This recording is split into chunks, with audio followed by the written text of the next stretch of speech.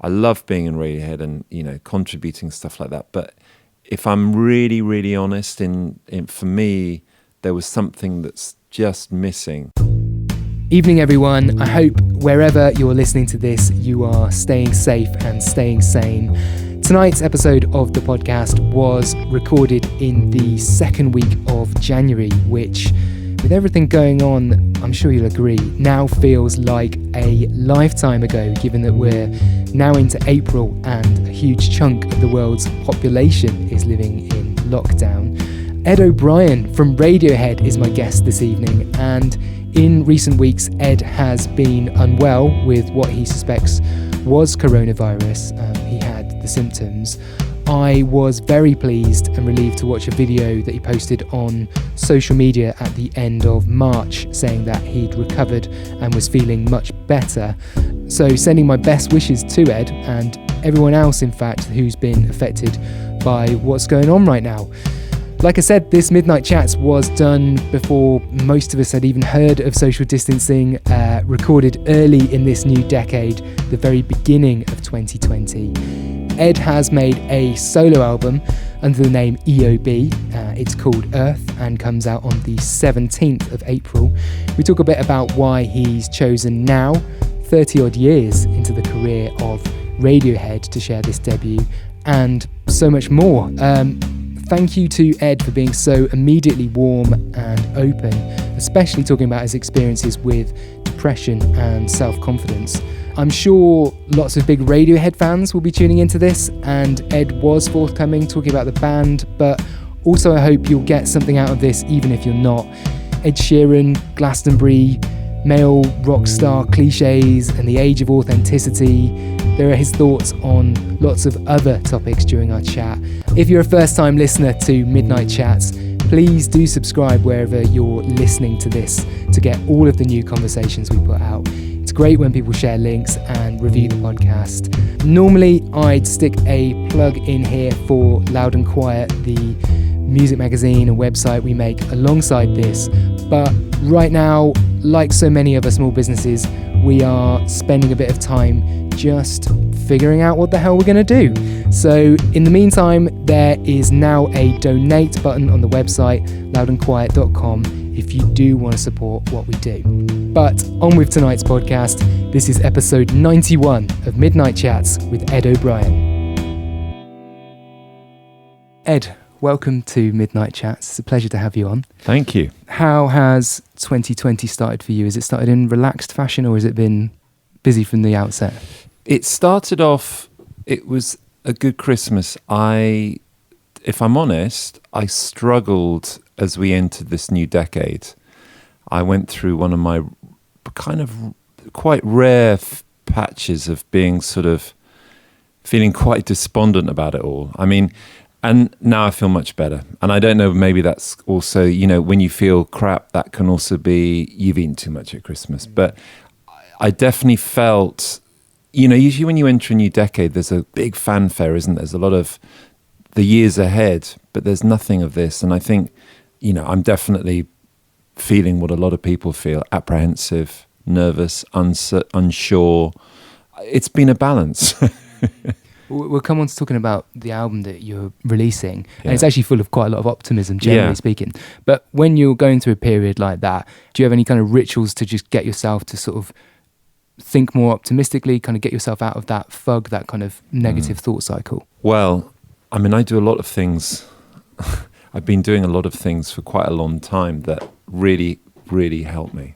So, for instance, a big thing for me that I started 17, 18 years ago was meditation. So that's kind of, I have things like that, and I run or do exercise. I try to eat well. I've tried to eliminate sugars. There are all these things that, 20 years ago, for a long time I suffered from depression. And I realized that it wasn't like a chronic depression, but it was like this low-level depression.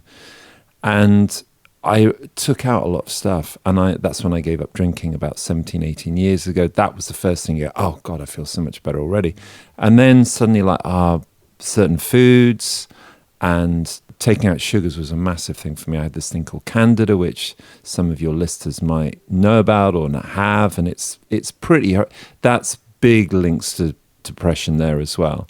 So it's kind of rare that it hits. So when it hits, and it was like going back, it was just, and so I think I've got to the stage now where I think it's important, to be a human being on this planet. I think if I was to go around going, oh, well, it's all okay, it's all going to be okay, it's like, you're not really feeling it, and it is hard, and it doesn't matter. Listen, and I keep on saying this, my life and the life that I've lived, I've won the lottery, but I do say this, if I'm feeling it, Christ knows what other people who don't have the good fortune that I have and the life that I've lived and and also it goes back to the other thing, we are all connected in this. It doesn't matter how comfortable your life is, or we are all connected to what's going on, and there's no doubt that what's going on is a huge change. There's a massive, this period in history will be looked at as a pivotal point in the history of humanity, no doubt about it. And so you need to feel, and for me it was just like, okay, I need to feel this. I am genuinely and generally an optimistic person. I do have incredible faith in humanity, human beings. However, there are times when it just seems overwhelmingly shit. And sorry to get so heavy. No, it's fine. It's fine. It's interesting to hear about it. I have to be honest about this, and it's kind of but I think it's important because it's important to feel that. I think only through that can you be empathetic and have compassion for people genuinely, if you feel that. So when you get these periods, that for me is the moment to try and go for walks, just simplify, sit by a fire, read a book. I read an amazing book. I was very lucky. It's a book called The Overstory by Richard Powers, which is the best book I've read for years. And it's so prescient. It's so now. And that was, again, the timing of that was absolutely perfect. And I sort of finished the book. And as I finished the book, the darkness left.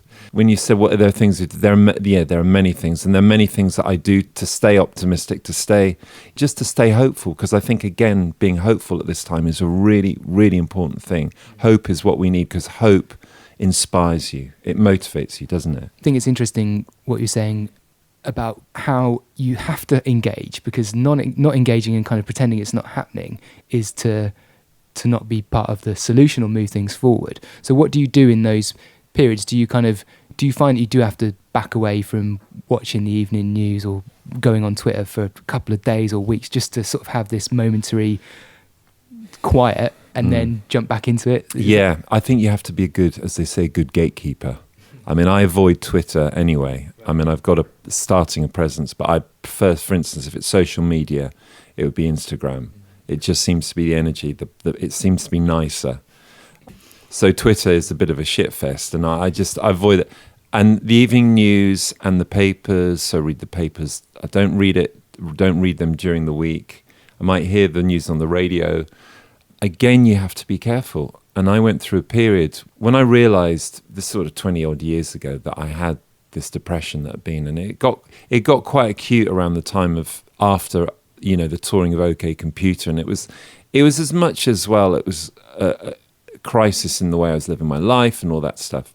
And these things can be, I look at them as opportunities as well. Like when you hit a crisis, well, it usually means that there's a reason you've got to change what's doing. So, and I learned then to be a good gatekeeper. I mean, for 5-6 years in the sort of the early noughties, I didn't read a paper. I didn't see any news because it all became too much. And I'd been sort of, not a heavy activist, but mild activism. I used to go on the May Day rallies, and I think it was the 2003 Iraq War. That was sort of it was around that time that was sort of a watershed moment for me, because it was a time when I gave up drinking. It was the time when I had to, and I realized, we'd had the whole 9/11 thing, and I realized how upset and disappointed I was with our government at the time and the politicians and our political and business elites, that everybody at that time, 2 million of us all, and plus those who didn't march, all knew what was going on about that Iraq invasion, the potential invasion. And the Prime Minister at the time, Blair, and his inner cabal decided that they'd already aligned with George Bush. And we all know, we know the story, despite his protestations. They declared, and for me, and I'm a student as well, I studied politics and economics at university, so I had a great interest in politics and stuff like that. And after that, I was just like, this is shit. This is absolutely bollocks. So I stopped. So again, I digress slightly. I had a great trainer about 10 years ago, and he said, listen, you don't help the world by going down. If your energy's crap and you don't help the world, so you have to pull yourself out and do those things that make you more buoyant, make you a human being that can help this planet and where we are. What kind of hopeful things are you concentrating on then? Is that things like looking at the young people around me? You've got a young family, like looking at school children protesting against climate change and hitting the streets of London in the autumn of last year. Are you kind of, do you zone in on those things and think, no, I'm going to my positive energy is going to join their positive energy. Yeah, totally. And that's how I'm feeling. Totally. Buoyant. And lots of things. Black Lives Matter, Me Too. I mean, for all the crap that's happening, and this is the thing that this is the thing, it's not like holding on to it. What seems to be, what I think, but what seems to be happening is we're going through this huge moment of change. And this system that we're all part of, this current economic structure, and I'm not going to say capitalism because that immediately puts you in the anti-capitalist. It's not socialism, not this economic structure, which socialism has been a part of as well as capitalism. It doesn't work. This is the thing that people realize. It doesn't serve 99% of humanity, and it certainly doesn't serve the planet. So I think what's happening is this is the moment that it's breaking up. So that's why you've got all this change and all this chaos and stuff. But there are amazing things like the Me Too movement, like Black Lives Matter, like Greta Thunberg, like the schools. These things, and this is powerful stuff. And it's got a different energy from, say, when I was a student. When I was a student, in the 80s, it was on the back of things like the miners' strike, 84. I went to university in Manchester, 87. It was quite a politicized environment. But it was all about the energy. It was really interesting. And it was what I grew up with. It was all about a fight. It's all about the struggle. And, I used to go on these demos and anti-war marches. And, I remember great Clause 28 march in Manchester, which was the government was going to stop teaching, or I can't even remember, but all I knew it was anti-gay. So it was like, got to stand up for our brothers and sisters in that community. And I think the difference is now that the energy is different. I mean, it's different times, but it was always a fight. And I think when you meet force with force, I've learnt this in life. If you go into a situation and you say, fuck you, I'm going to fight you, all you do is you cause more, you meet that other force and it just gets bigger and bigger. And it then becomes all about, it's about how much force have you got. And, if you're the government or your powers of me, you've got more force. So that's how it always ends. So after the march on Iraq, I didn't, in fact, this year with Extinction Rebellion was the first time, so however many years, 16 years later, first time I'd sort of gone out on the streets, because again, I was like, this thing, and what did that achieve? What did that march achieve? Absolutely nothing. Absolutely nothing. A moment of solidarity with a lot of people. I read this quote, and it was from Mother Teresa, and she said, and it's a very subtle thing, and she said, I won't go on any anti-war march, but I'll go on every pro-peace march. And I was like, what's the difference? No, there's actually a big difference, because one is, by anti is meeting force with force. That's where I'd come from. The pro-peace thing is, no, this is the vision. This is the thing that I want. And that's the energy that I'm going to direct. Does that make sense? Yeah, and then I'm like, oh, and I think that's what so when I went last year, I was like Extinction Rebellion. I thought, this is it. And the way they were doing it was beautiful and brilliant. And I went to see some of them in their offices, their rooms. It was really interesting. The energy was so different, and and lots of, if I can say, female energy, which a lot of the old activism seemed to be very male, and it was stuck in that kind of, again, struggle, fight. And it's different. I think what's really interesting now is that activism is taking a far more enlightened form. And, and I think the emergence of, again, for want of a better word I'm trying to find, but that feminine energy, it's like, it's more enlightened. But guys tend to result to, that kind of, again, you look at all the crap that's going on in the world. It's a very basic thing. If you do statistics, it's all young men. Yeah. It's fucking all men. I mean, I know it's a really obvious thing to say, but, after years of studying politics and stuff, you look at it, it's usually men. That what's going on, that general who was just blitzed by an American cruise missile or whatever, or a drone, he was a warmongering Iranian general. Who's the president? He's a man. I don't want to get too much into it, but I am hopeful because I think actually, again, another bigger picture is the world needs more females. It needs more, it needs more, and it has been a patriarchy for thousands of years. There's no doubt about it. But for me, it feels like it's changing and people are waking up to that. These are causes, some of the causes that have kind of almost come into, that have developed into bigger conversations, say the last couple of years. We're talking about climate change, for example, music declares emergency, Extinction Rebellion.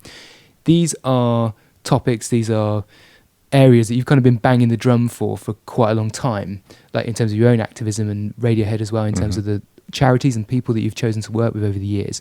So in that sense, are you just pleased to see some of this rise to the surface and just see some encouraging signs on that front? Because you were out there on your own, perhaps doing it for a while. I don't think we were out there on our own. I think it was just bloody obvious. It's just like, you just have to have make trade fair and all this stuff and Greenpeace, and it's just it's not rocket science. I mean, we didn't discover this stuff. We were just reading about it, and and you notice what's going on in the world, and you go, this needs to be changed. This seems incredibly unfair. This seems unbalanced. This doesn't seem right. So I don't think we were particularly.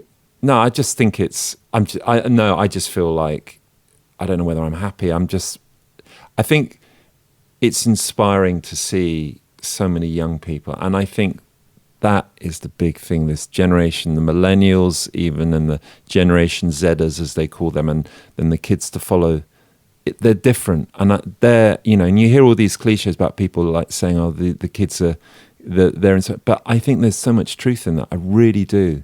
They're different, and maybe we grew up. So I was born in '68. Britain in the '70s was a pretty even I grew up in middle class Oxford. There was a lot of darkness. You had material comfort, like there was food on your plate and stuff like that. But you didn't have, I think emotionally as a society, we've developed a lot more. Your emotional needs weren't met. I came from a split family. Nowadays, if you had a split family, there would be concern about the kids, and the kids might even have someone to talk to. Back in '78, when my parents split up, I had one uncle who gave me 20 quid and said, I feel for you, Eddie. So I think but I think the kids nowadays, obviously there are a lot of kids who have a lot of shit, and particularly in inner cities, and particularly on, the ones living below the poverty. But in terms of the middle classes, I think their emotional needs are a lot better met. Parents give kids a lot more attention nowadays. And I think that means that they grow up having a sense of self and knowing and feeling secure in themselves, which we never did. And they don't spend the first 30 years of their lives going around like headless chickens, like we are, like, I'm fucked, I'm going to drink, I'm going to take drugs. You know what? To fill a kind of an emotional hole. Whereas kids now go, no, I don't need to, I feel good, I'm pretty, and that's great. And that's really good. So I think that's a big change. And it was interesting when the Occupy stuff happened, my wife and I we had little kids, so we couldn't, but, got to know some and said, how can we help? Well, we took down some gas canisters for their cooking down to where they were down in St. Paul's. And what was really interesting, like the woman that I got to know, she's like 27, 28, and the relation, and she was so cool and like a millennial, and like really, like again, her energy, it was like, that horrible thing that people say, oh, you seem wise beyond your years. Well, I knew very few people, 27, 28, who had her kind of wisdom and her kind of... But it was interesting because she has an amazing relationship with her parents and I talked to her about it, and she'd go like, well, yeah, like they take an interest in my emotions. They're like, maybe there's this correlation. I'm, amateur psychology there. The fact that we're going to talk about a new album that you're releasing is not unconnected, but it's not unconnected to all the stuff that we just talked about, because thematically, there are many levels to it. There's the personal, but there's also very much this sense of the bigger picture. I mean, the album's called Earth, right? Yeah. So the minutiae of kind of human relationships and the things that are close to you on a day-to-day basis, and then something much bigger. There's a sense of something much bigger going on, which is exactly what we've just been talking about, isn't it? I suppose the first question on the subject of the album is kind of an obvious one, that, having been in the band, having been in Radiohead for 35 odd years now, 9 albums done, why now to release your debut solo record? That's a good question, because it doesn't make a lot of sense. It should be the kind of thing you're doing like I was doing 20 years ago. I think partly because, so I started it back in really 2013. My kids were born in 2004, 2006. And those initial years of parenthood with the band, I had no other time. And I was very, very, very, again, like, because I mentioned I came from a split family. I wanted to be, there were periods of time that I was away, obviously with Radiohead, quite a lot of time. So when I was home, I wanted to be home. I wanted to be really present, and I wanted to roll my sleeves up. I wanted to really do it, because for me, when my son was born, it's like the love bomb going off. It's like everything changes. I mean, it was just so huge. And also this whole other thing kicked in. It was just like, this fucking music thing. I mean, small potatoes compared to parenthood. This is my purpose. My purpose is to raise these children so that they leave our house and they can be positive, good members of the human race. And literally it's that, and that thing, and it's like, that's nature kicked in, totally. 2012, so my daughter she was 6, my son was 8. Suddenly you're no longer, it's not so much hands-on. We were very lucky after we toured, what was the album called? King of Limbs. After we toured King of Limbs, I'd said previously 5 years to the guys, I said, I want to go and live in Brazil with my family. My wife's mother's from Guyana. My wife and I have traveled in Brazil. We had in South America, and we had such a love for Brazilian music and Brazilian culture and the emotion of being in Brazil and being in this incredible country. Light and shade, there's a lot of darkness there. And so we went out and lived there, and life was reduced to, we were living in a sort of a small kind of adobe house that wasn't much bigger than this room, squashed, but living next to a waterfall. And it was really idyllic, and there was no mobile phone, and there was a signal, there was internet, Wi-Fi, very, very slow, like, circa 98. Dial-up style. Yeah, exactly. That was about a 10-minute walk away. And suddenly there was all this time, and the kids went to the little village school. I had this itch that I wanted to scratch. I knew there was something always missing. When I look back on it, like, I love being in Radiohead and, contributing stuff like that. But if I'm really, really honest, for me, there was something that's just missing. And I realized once I got into the whole songwriting thing, it's like, oh my God, this is it. This is, I'd written bits and pieces, but not lyrics. I'd written some music, and I kind of got into it more around the time of OK Computer, and I was building up a few tunes, but, no lyrics as such. And then around the time of Kid A, that's when my life reached a sort of crisis with depression and stuff like that, and everything just shuts down. And that was about 99, 2000. So 2012 comes out, and I suddenly go, I've got this time, and I start getting into rhythm of it. And I find a way to write. That's the other thing. I didn't know how to write music. I didn't know. I didn't find a method that worked for me. And I found a method. Is that because it had always been a collaborative thing? You'd never really spent time away on your own building something up from scratch? Yeah, and I'd never seen the process that Tom had got to when he presented a song to the band that sometimes needed no arrangement. Other times we would hammer out arrangements and parts and stuff like that. But I never saw the process that he'd undergone. Like maybe he'd started a song with a riff 3 years previously, and just the process of just going back to something. Oh, I like that. So that one of the things I read, like there were useful. There's lots of good book stuff. There's this book called The Artist's Way, which was actually someone gave that to me, and it was really helpful. And the big thing for me was that initial stage of creativity when you're in the flow, and it's almost like a semi-meditative state, and you're there, and stuff is coming out. What I learned was that's not the time to get your editorial head in, because if you start judging at the time, you'll go, this is shit, this is shit, this is shit. And that's what I did constantly for years. This is shit, this is not your shit, this is no good, this is shit. What I learned to do was like that initial flurry, I was just, whatever I enjoyed, whatever moved me, bang. Then you can edit. You edit at a later stage. You go back to and go, oh, I like that bit. Like, oh, I'll work on that. So you then kind of get back into that state and work on it again. And it was a process of discovery for me. And I mean, it was completely intoxicating. Once I started, I love that moment. And I'm not experiencing this, so I'm looking forward to the next time but the moment when a song or this thing comes to you, and it is like it comes through. I'm sure all musicians say this. Once you learn to let go and it comes through you, and it's kind of like this thing, this dream happens, and it's like the potential of the song or what you're doing, you suddenly go, wow, it could be like this.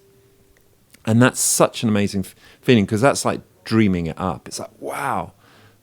The hard part is realizing that potential and fulfilling it. And that's I guess the craft. The easier part is, or the most where you're fully kind of emotionally charged up are those initial stages, for me at least.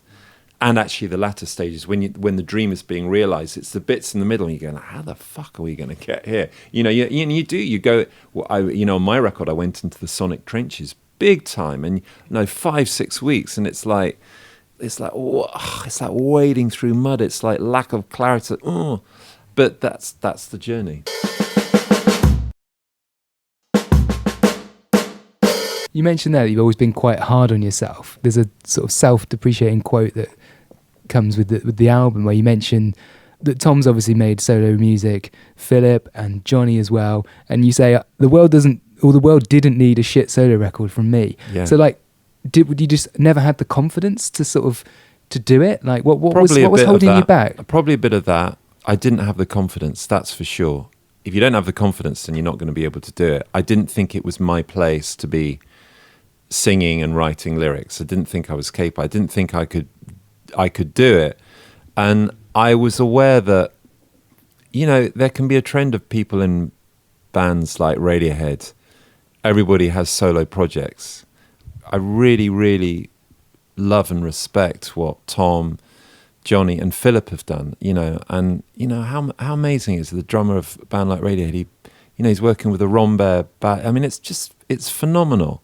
I mean, it's a completely different head for him as well, going from behind the drum kit to doing it. So I was so in respect, and it's like, in a way, I didn't want to I thought, oh, well, if I brought something out, I'd fucking taint the legacy of not only Radiohead, but them. So I was just like, the world doesn't need a shit record for me. So that kind of held me back for a long time. And I had very, very, very little self-confidence in that regard. I mean, a big thing for me was lack of confidence it's a funny thing, because too much lack of confidence is debilitating. But I also think that humility is a good thing as well. I'm a real believer. I really think that it's, all the twats I've met have never been humble. And all the good people. For me, it was suddenly like these songs started coming, and I was like, we left Brazil and we'll come back to Britain. I was in my shed in the garden. I was just like, oh my God, I'm feeling this. And then it's a process. I then went and demoed with the wonderful Ian Davenport, who works with Gaz Coombs and stuff like in Courtyard Studios in Oxfordshire. And we demoed him, and he was like, this is good, man. And it's a little bit different, bringing the whole Brazil. And he said, you can sing this. I was like, no, I can't sing it. I'll get someone to. And he kept on saying it over a 2-year period.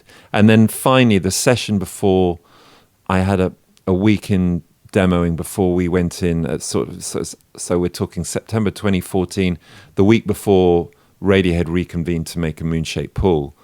I went in and there was a moment I heard something in my vocals and I was just like, oh, I like that. And I said, yeah. And he said, I've been telling you for 2 years. I needed to believe it, but for me it was the music and then just doing it. You just have to do it. It's like I'm apprehensive about going out there and playing live. But if it's anything like the way that it's been, you've just got to do it. You just got to jump in there full. And you have to understand that it's a process. And for me, the thing that I've sort of held on to, it's the start. I remember what the start was like with Radiohead. Our first album, apart from one song, maybe half a song, was shit. Pablo Honey wasn't a very good album. The Benz was a good album, much stronger. But the way that you can evolve, and that for me is just like, I stopped being so hard on myself. I stopped saying, the hard part was I wanted to realize the potential that I felt about these songs. But I also was like, don't stay tinkering away for 5-6 years in a studio to get what you think is perfect. Get what you think is what moves you, move on. And I'm lucky because I got to stage the album and I really liked it. I really loved it. And it's like, okay, great. I can move on from that. So I got to that place on the flight. Okay, I'm really happy with this. Took a while to get there. So, I think I was desperately unconfident. Have you played the album to the rest of the band now? No, because partly because we're all in different places now. We occasionally get together for meetings, but everybody's doing stuff. So Philip asked, he wanted to hear it, so I sent him a copy. Everybody's doing their thing, and it's great, and it's all very different as well. I mean, I think what's interesting probably for people who like Radiohead, and everybody's stuff is really quite different, and I think that reflects how different we all are within the space of Radiohead. And I think Radiohead as a filter for, if all 5 of us, the management always used to say this years and years ago, they said, well, are all 5 of you happy? Really, all 5 of you. Not just 3, not just 1, 5. And if all 5 of us, they said, well, that's right. It's interesting because I think through the solo projects, in a weird way, it's almost like deconstructing Radiohead, because you can hear people's contributions to the whole that becomes Radiohead eventually. And I think that's certainly the case now. This is the opportunity for people to hear your contribution to Radiohead, because through this record, I'm like, oh, clearly that's something that Ed brings when they get together. Can you feel that? Do you get a sense of that? Okay, absolutely. That's interesting, yeah. In terms of like filling in the gaps for me about the stuff we've just spoken about, so you moved to Brazil with your family. That was a big moment for the sort of crystallization and the beginnings of these ideas. You came home. How did you go about? I mean, this was worked on, part recorded, written in between sessions for a Moonshaped Pool. Yeah. So the gap between basically 2014 and 2019, what happened? Where were you? And how did you go about assembling the people that have worked with you on this record? So 2014, it was kind of like down tools, because I'm entering a Radiohead cycle. So we started in September 2014. That record was finished January 2016. We go out on tour spring 2016, and the tour takes us through to 2019. It was going to be 2018, and that's when I said I was going to start. I was then going to do the album, but then, what happened was that everybody wanted to do a tour, and I said, all right, and I had to stop making my album to go out. So I got to the stage with a lot of the songs. They were all ready to go and ready to be recorded 2014, but there was no chance. It's a different head as well. For me, being in Radiohead and doing my thing, it's very, very different space. And it's not, I wasn't able to find to bounce between the two didn't feel possible. You had to be all in with each one. Different energies, very, very, I think that's the main thing, very different energies. They're like entering 2 totally different worlds for me. What I decided to do in that period, okay, so I can't record, what can I do? I can start dreaming up, getting my team together. So the first thing I wanted to do was producer. Who's my favourite producer in the world? Flood. Well, aren't I lucky, because Flood's kids are at the same school, and our wives got to know one another the food at the school was atrocious for the kids, and there were four or five of them who were on this sort of talking to the school about, come on, we need to engage with this. So Susan, my wife, was just like, do you know a guy called Flood? I said, well, no, but I mean, he's only my favourite fucking record producer. And it was great. And I love that this basically started by almost school by the school gates. Totally. I love it. And to me, this is, and I'm glad you pick up. I love the fact it starts at school gates because, like I said, my family's so important and I come from this thing. And I wanted this thing, the energy of this record and the energy we made it to be inclusive. It's not an exclusive boys club. It's an inclusive, it's love-centered, it's heart-based. So it starts at the school gates. And like the Foals record, so this is 2013. The Foals record has been Holy Fire come out, and I love that record. And I said to him, and I was a little bit nervous again, I said, someone introduced me and said, this is Flood and this is Ed. I went, oh, hi. I said, listen, I fucking love Holy Fire. And he was like, well, it's just pop music, innit? And we started this conversation and this friendship developed. And our families, we went on holiday to Greece together. And he became a really good friend. Our friendship blossomed so quickly. And it was great having somebody who, I mean, he's a sonic genius, the guy. I mean, that's a whole other thing. Like, he's on a level of sonics I've never met in anybody else. It's almost, he's so talented. So he's got this incredible gift that I've never met anybody who's like that. But anyway, he to be able to talk to him about life and family and music and studios and recordings and bands, and I mean, it's like the perfect friendship, right?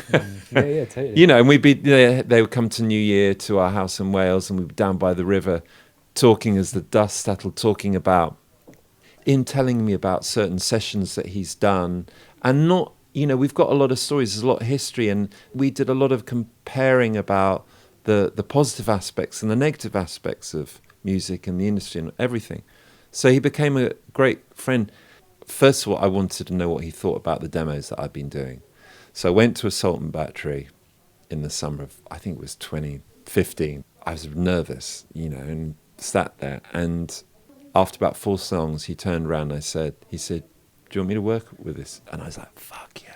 I didn't even have to kind of like ask him. He said, would you like me to work on this? And then boom, we were locked in. And so it went from there. I mean, the other thing was the personnel. There was effectively a kind of house band that you put together, yeah. Right? And then beyond that, well, let's start with that. But I do want to ask you about the fact that there's a couple of other voices, a couple of other contributors to the album as well. Yeah. When I was demoing in 2013, I think Random Access Memories, Daft Punk had come out. And obviously, all the tunes on that, particularly, Get Lucky was everybody loves, an incredible song. Obviously Nile Rodgers is a big part of that. However, I saw that someone showed me the Grammy rehearsal footage of them. There's Stevie Wonder and there's Pharrell and there's the Robots and there's Nile Rodgers. But like, oh my God, that's Omar Hakim on drums and Nathan East on bass. So like in my head when I was demoing, I wanted those guys. They're the best at what they do. They are, and I wanted that energy, that joy, that energy, and that obviously supreme musicians. But with people like that, they bring, and this history, but this energy, it's really deep. And so they were on my wish list, and I kept, my natural self-deprecating self at the time was like, I'm not worthy, no. And then I just turned around and I was like, hang on a sec, whoa. It's a bit like going to Brazil for 7 months. It's like, you're in this incredible situation.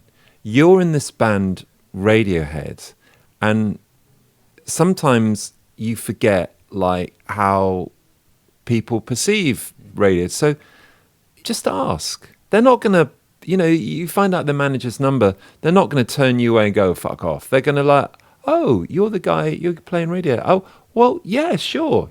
I phoned up Omar, we were on tour, and I remember we were on tour in New Orleans, and I think it was 2016. And I talked to him, I said, I want to record. I talked to Flood about this. I said, I want to start the record off in Wales, because Wales had been a place, after I come back from Brazil, that's a place that I would go off and write, and I found it incredibly fertile place. I mean, it's mid Wales where Robert Plant has written a lot. So there's something magical about that land, and we've got a lot of friends there now as well from going back there. And so Omar said, I said 3 weeks. I want to get Nathan, another guy called David Akumu, and he said, okay, he was intrigued. Nathan was the same. And obviously not the last person, but he was actually the first on my list, was David Akumu, and who's an extraordinary musician, human being, light. And he was the first name on the list. I thought, I need David. He's an extraordinary, he's producer, singer, everything. I need somebody like that who knows where I come from. That was the thing that really intrigued me, was like, if you had a rhythm section like Nathan and Omar, and you met it, which is a very, very African-American, very African-American background, and you meet that with this European sonic sensibility, that's the place that I was really interested in. Yeah, and we had 3 weeks. We had a mobile set up in the autumn of October 2018. There are some other people that contributed to the record. Yeah. The album starts with a track called Shrangri-La that I want to ask you about in a moment, but it closes with a track that is ultimately a duet between yourself and Laura Marling. Yeah. Why did you approach Laura Marling? Because she's the best. Yeah. I mean, and like the mantra became like when I was just like, when I had the dream list and Omar and David and Nathan were on board, I'm like, well, and that's the other thing, Flood. I had Flood. And I realized, like, why would I not ask the best? So again, I was on tour. I sent an email to Laura. I didn't know. I loved her music, and I love watching her as an artist. And she was so young when she started, 15, 16. Yeah, absolutely. And she's made 6 albums, right? I mean, it's extraordinary. And then so I met up with her, just talked about the idea, and she seemed to be into the idea. It was just a great afternoon. She knew Catherine as well a bit, Catherine Marks, who was also a very important part of the record. I wanted to bring the team together that had kind of done Holy Fire. So Catherine and Flood and Alan Moulder mixing. Well, Alan co-produced and mixed and stuff. Catherine and Cecil, who also engineered the record. Catherine knew Laura. Laura came in for an afternoon and she did some backing vocals on Mass, but on Cloak of the Night, it was, for me, that was the most nerve-wracking part of the record, because I've got to sing. I'm singing and playing guitar with Laura Marling. Right, because of her almost like intimidating vocal ability. Oh my God. I mean, she can do it. She just does it. I'm a novice. I'm an absolute novice at this game. So, she's done years and years of singing and doing this. In that stage, I'm still learning about my voice. My voice, needs to go out on the road. I haven't been out on the road doing that. So in the studio, it was kind of like a bit hit and miss for me.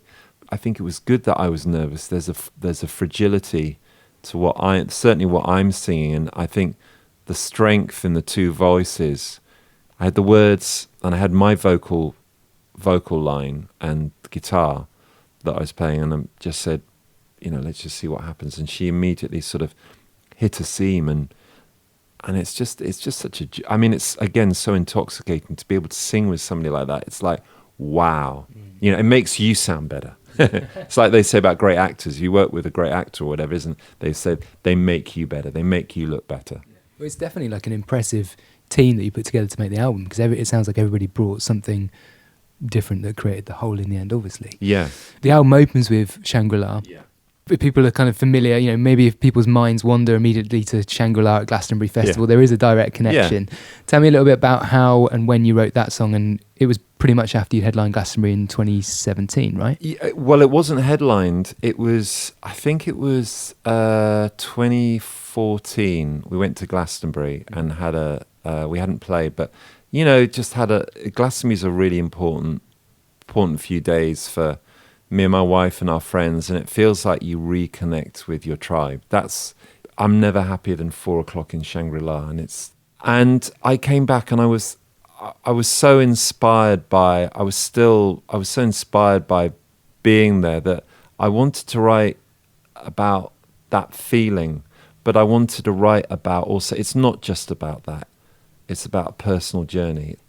It's about leaving the ship behind. It's moving forward, however hard that might be, finding the people, finding the tribe, finding the people that you resonate with. You know, that felt like that idea. And in my mind, I had it is like finding the ultimate part of your tribe, your people in the middle of the woods. It's a bit like, you know, that whole acid house thing had a profound effect on my generation, me and stuff like that. And I suppose it's kind of there as well. I know it's easy to remember the darker aspects of it, but it was such a profoundly important moment in social history of this country. So I wanted to somehow get that spirit in the music, and the music was quite easy. It was just like it needed to be groove based, and what was great again about that, talking about people who came to play on when we went to record it. So after 3 weeks, David, Omar, and Nathan, it was then down to me, and Laura came in February, the following February, and also Glenn Cochrane, who's a drummer, and Wilco, beautifully came and helped us out and did some stuff, wonderful playing. And the other person who helped us, who I was getting bored of my guitar playing, I was like, I need another flavour, Adrian Utley. And Adrian's such a, you know, an old compadre, Portishead and Radiohead, you know, of the same era, and a huge amount of love and respect, I think definitely goes from us towards him, and I think it goes both ways. And he's such a phenomenal player, and it was just great. We did a second stint. Flood, Cecil, Richie, the other engineer, and I had a second stint in Wales in this house. And I phoned up Adrian and said, "Hey, do you want to come for the night and have some good food and just try some guitar?"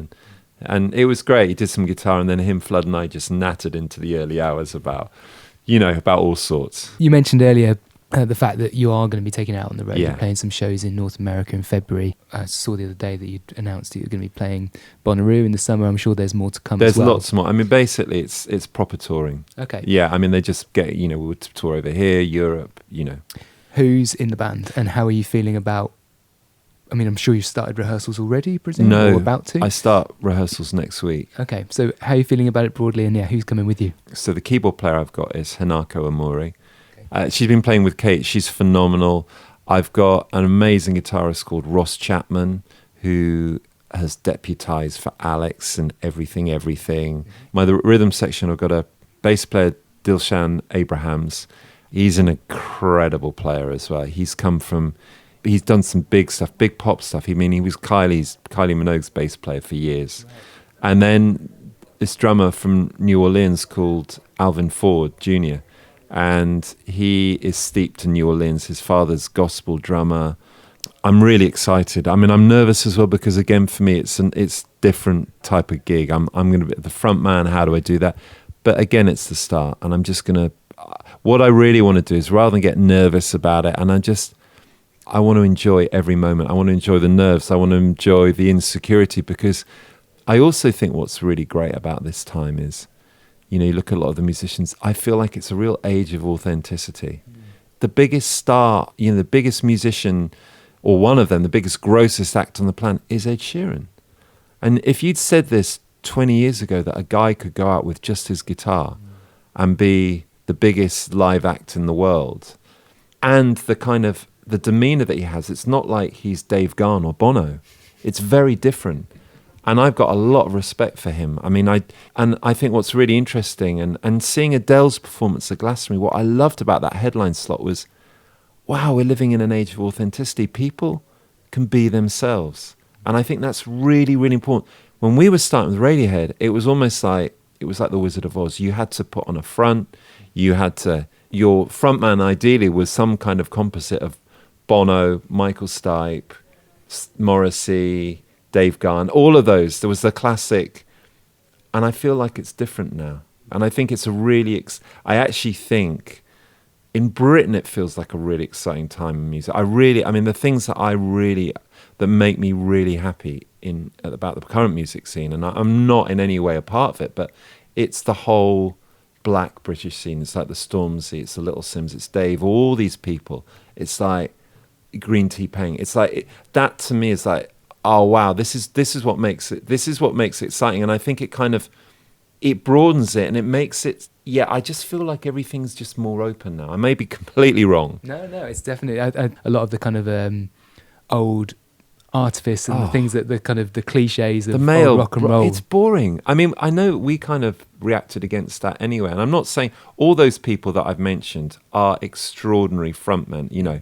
and Michael they're all brilliant, but I think they exhausted that generation, certainly our generation exhausted that possibility. I just find that whole notion, and I think we sort of finished it off, our generation finished off Oasis and Blur.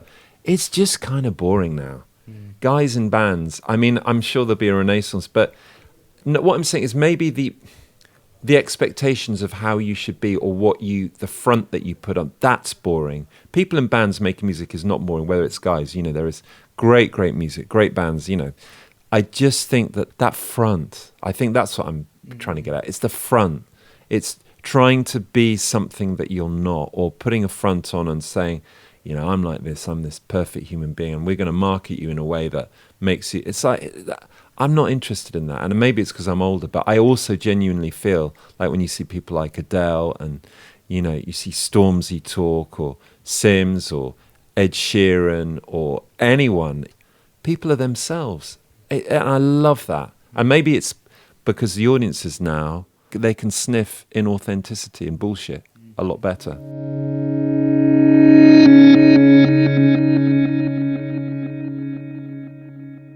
Anyway, good night.